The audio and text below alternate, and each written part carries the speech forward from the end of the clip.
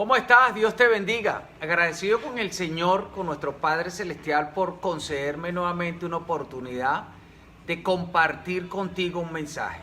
Que Dios te bendiga mucho, que su poder, su gloria, su gracia traigan una respuesta. Ten presente que el Padre Celestial es oportuno, que todo lo que se quiere debajo del cielo tiene su tiempo y tiene su hora. Y hay una hora específica en la cual Dios va a bendecir tu vida. Recuerda que no hay, hermano amado, ninguna crisis que estés viviendo, que te toque vivir, que haya de sorprender al precioso diseño que Dios tiene para ti. Porque a los que aman a Dios, es decir, a aquellos que guardan sus mandamientos, todas las cosas ayudan a bien, porque el Señor te ha escogido. Tú has respondido a su llamado y Él ha de manifestarse. Le damos gracias al Todopoderoso que en esta oportunidad nos juntó para edificarnos mutuamente con este mensaje. Un mensaje que he titulado Las sandalias de Judas. Un nombre bien particular, las sandalias de Judas. Padre, oramos para que en el nombre de Jesús, todo el que tenga la oportunidad de ver este mensaje en vivo o en diferido, a través del perfil de Facebook del pastor Héctor López o de su canal de YouTube que tiene el mismo nombre, sea bendecido en gran manera, Señor, y tú sigas edificando su vida y que cada día la multiforme gracia que desciende del cielo le bendiga, le llene y le guíe por el camino de la justicia que Dios ha establecido para él.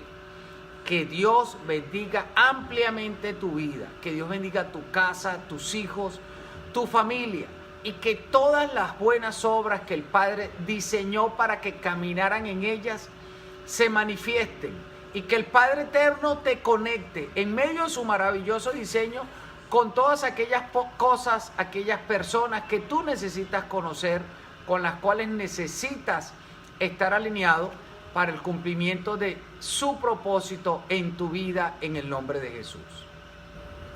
Las sandalias de Judas. ¿Por qué este título? Porque a veces como que necesitamos, para entender mejor cada historia bíblica, obviamente tener una empatía que nos permita entrar en esa dimensión que se vivió en su tiempo. Le doy la gloria a Dios entonces por este mensaje, las sandalias de Judas. Bueno, Judas fue llamado para ser un discípulo del Señor. Y fue llamado porque era un seguidor, porque era un hombre que estaba allí desde que el Señor Jesucristo comenzó a moverse, a predicar la palabra. Cuando el Señor descendió del monte y escogió a los 12 discípulos, ahí estaba Judas, ahí estaba él. Y su nombre significa el que alaba a Dios. Era un hombre que alababa, que adoraba a Dios, pero era un hombre sujeto a pasiones como tú y como yo. Sin embargo, estaba ahí y fue escogido por Dios y fue investido de autoridad, y de una autoridad delegada que pudo ejercer, porque Judas formó parte de ese cuerpo de 12 discípulos que fueron enviados a predicar la palabra. De esos 12 discípulos a quien se les dio autoridad para que manifestaran el poder de Dios, no solamente predicando el evangelio, sino también sanando enfermos, echando fuera demonios, limpiando a los leprosos, incluso resucitando muertos. O sea que Judas sabía claramente, tenía una visión completamente clara de lo que podía ser una herramienta de Dios y cómo el poder del Altísimo iba a fluir y fluía a través de su vida. Poderoso, porque incluso esos 12 discípulos donde estuvo Judas, que fueron enviados de dos en dos, cuando regresaron dieron testimonio de que los enfermos eran sanados y que los demonios se les sujetaban. Y apenas estaba empezando el ministerio. Judas estaba en ese grupo. Judas escuchó el mensaje del maestro cuando habló del divorcio, cuando habló del perdón por los enemigos, cuando habló de la fe que movía montañas, cuando habló acerca de la justicia de Dios, cuando habló que había de morir, que él había de morir, pero que también había de resucitar. Judas lo acompañó cuando alimentó a las 5.000 personas y después a los 4.000, que dicen los estudiosos que verdaderamente eran casi 20 por un lado y casi 25 por el otro, 25.000 personas. Judas presenció cómo el Señor le hablaba a las multitudes sin tener un parlante y la gente se quedaba quieta y pareciera que había un espacio, una dimensión especial que permitía que todo el que estuviera allí escuchara el mensaje. También presenció que todos los enfermos que traían a él eran sanados. Judas lo acompañó cuando aquel hombre de la mano seca en el templo fue sanado en el día de reposo. O también lo vio expresar misericordia y perdón por aquella mujer que fue encontrada en adulterio y que trajeron a los pies del maestro para ser apedreada y el maestro la perdonó. O sea, Judas caminó en la dimensión del amor de Dios.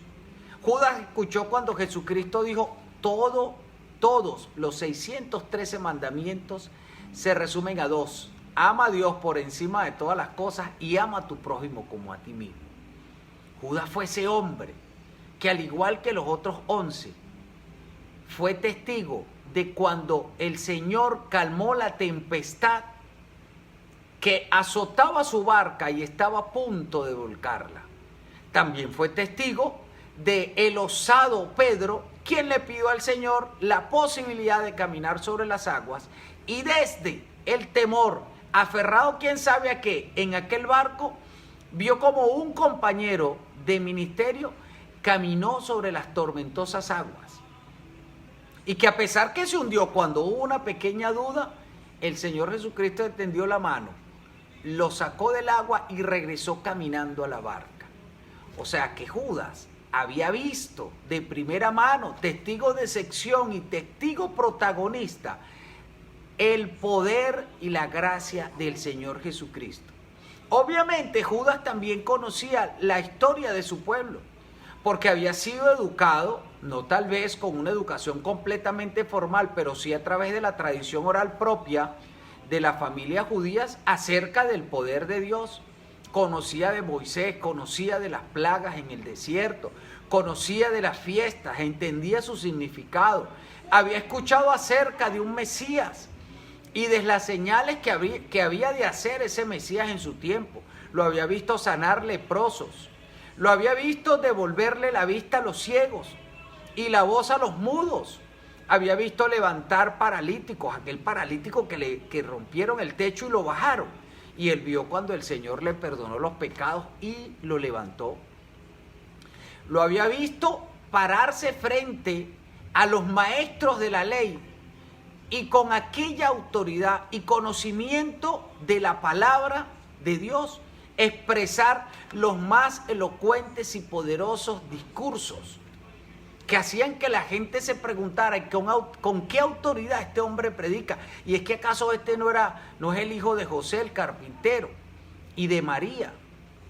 Judas había estado a la par, a la mano. Sus sandalias lo habían llevado a caminar durante 3 años y medio las mismas sendas del ministerio de Jesucristo, comiendo con él en las noches, haciéndole preguntas, quién sabe cuántas preguntas. ¿Y por qué un hombre que caminó con unas sandalias como esas tan cerca de Cristo termina como lo cuenta el apóstol Pedro? Y me ciño a los hechos que están en el libro de Hechos, valga la redundancia, en el capítulo 1. ¿Por qué un hombre con ese tipo, con esas sandalias tan bendecidas en su momento, termina muerto? Porque Pedro cuenta que con lo que se ganó, con el salario que se ganó por su impiedad, por traicionar a Cristo, que compró un terreno, y obviamente es probable que este terreno haya tenido cierta elevación, se cayó por un despeñadero y se partió en 2 y sus entrañas fueron regadas. ¿Por qué Judas terminó así? ¿Y es que acaso Judas fue llamado para que traicionara al maestro? Exclusivamente para eso. Es probable que sí, pero también podemos poner en discusión que no. ¿Por qué? Porque Judas, al igual que tú y que yo, tenemos la disponibilidad del libre albedrío, o tenía la disponibilidad del libre albedrío para decir que sí o que no ante la oferta de los fariseos. Porque Cristo de todas maneras iba a morir. Ese plan estaba hecho. Ahora, estaba hecho necesariamente con Judas. Pero fue su libre albedrío el que lo llevó a tomar la decisión de negociar a su maestro por 30 monedas. Y aunque algunos especulan otras razones, no quiero sino ceñirme a los hechos bíblicos y a la conducta humana. Está en ti y está en mí el libre albedrío para tomar decisiones. Porque no podemos decir que hemos venido a esta vida y que estamos predestinados al fracaso, a la tristeza, al dolor, a la traición. El gran problema que tenía Judas, a veces lo hemos experimentado muchos de nosotros. A veces nosotros nos hemos puesto las mismas sandalias que Judas tenía. ¿Y cuál es esa sandalia? Es cuando Judas cambió su mentalidad y prefirió tener a la mano las bendiciones materiales que le otorgaba el estar a la par del maestro que adorar al maestro. Que reconocer que él había sido llamado Judas porque era el nombre de un adorador, era alaba a Dios, alguien que alaba a Dios, alguien que reconoce a Dios, alguien que lo adora y que vive para él. Pero él decidió cambiar lo inmediato, lo tangible, lo perceptible por el reino de los cielos. Perdió completamente de óptica y de vista lo que el reino de los cielos del Mesías verdaderamente representaba. Y muchos de nosotros hemos usado esas mismas sandalias de Judas. Cuando la gente prefiere lo que está en la mesa del Señor, que al Señor de la mesa, se puso las sandalias del maestro. Cuando la gente, cuando cree en el reino de Dios o cuando asiste a una iglesia con el único objetivo de obtener un milagro inmediato y después marcharse, se puso las sandalias del maestro. Cuando alguien solo piensa en el dinero de su congregación, en sus ofrendas, en la manera de cómo obtener un beneficio, de la piedad y del respeto que otros tienen por Cristo, se puso las sandalias del maestro. Cuando alguien clama al Señor únicamente para salir de una crisis, pero después se olvida de Él, se puso las sandalias del maestro. Cuando alguien enseña solamente lo que le conviene y un mensaje con una finalidad manipulativa para obtener un beneficio, se puso las sandalias de Judas. Porque el verdadero problema de Judas no era ser traidor. La traición fue una consecuencia para acelerar su propósito, su interés personal. El verdadero problema de Judas era poner la vista en sus intereses, en lo material, en lo que él necesitaba para su satisfacción personal, sin interesarle las consecuencias de sus actos, sin entender que el reino de los cielos no es comida y bebida, no está representado simplemente por cosas materiales, sino que dice la palabra que es justicia, paz y gozo en el Espíritu Santo. El reino de los cielos es intangible, tiene una herencia inmarcesible, incontaminada, reservada en los cielos para nosotros. Pero a veces cuando usted simplemente pone la mirada en lo que usted quiere obtener, pierde de vista lo que es el reino de los cielos y se pone las sandalias de Judas. ¿Cuántos de nosotros? Tal vez Judas decía, pero si este es el Mesías, si este hombre tiene tanto poder, ¿por qué de una vez no derroca el imperio romano y se queda a gobernar? ¿Y por qué tenemos que pasar tanto trabajo? ¿Y por qué tiene que ir a la cruz? ¿Y por qué tiene que ser azotado? ¿Y por qué tiene que ser escupido? ¿Y por qué tiene que ser tan maltratado y blasfemado por los fariseos que hasta lo llamaron hijo de Belcebú? ¿Y por qué no se queja? ¿Y acaso nosotros cuando pasamos por momentos complejos y difíciles no nos preguntamos, pero si yo soy un hijo de Dios, ¿por qué tengo que pasar por todo esto? ¿Y acaso no nos ponemos bravos con Dios y todo eso?